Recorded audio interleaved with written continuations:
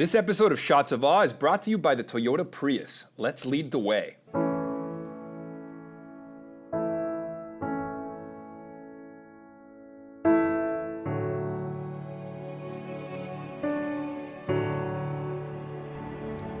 So I'm a big fan of moments of absolute aesthetic immersion, you know, when you get sucked into a film, when you get caught up in an environment that is completely absorbing and you go into a kind of trance, a kind of liminal trance state. You enter that magical borderland between dreams and reality, the space of archetype, the space of dream, the space of myth. And so I recently picked up a book by Alison Griffiths, and this book was about the uses of instructive media throughout history to evoke mind spaces of ecstatic worship. So she basically says that the IMAX is the contemporary equivalent of what was once the Gothic cathedral, that these were immersive technologies that mediated our encounters with transcendence, our encounters with these spaces of ecstatic worship.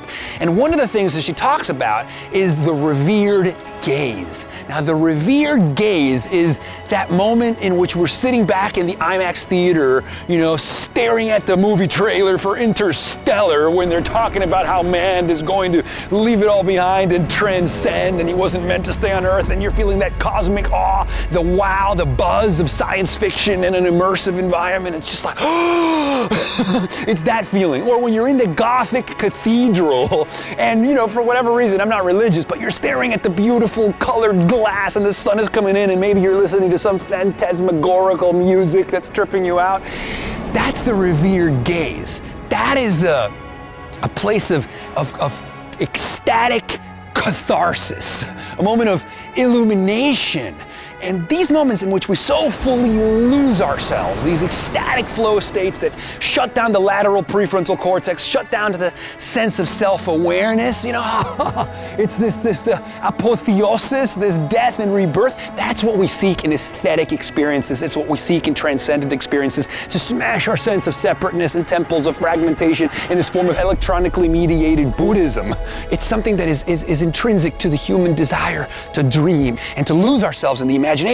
And I think that the Oculus Rift, virtual reality, surround sounds, all these ways in which we mediate these encounters, these new exotic forms of instructive media that will continue to emerge, you know, again, they have this historical context, you know, that we've been doing it for hundreds of years. It's perfectly normal.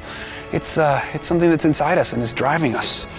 And yeah, you know, that's in a nutshell why, you know, cinema is an altar. You know, that's why I love immersion, these technologies of immersion.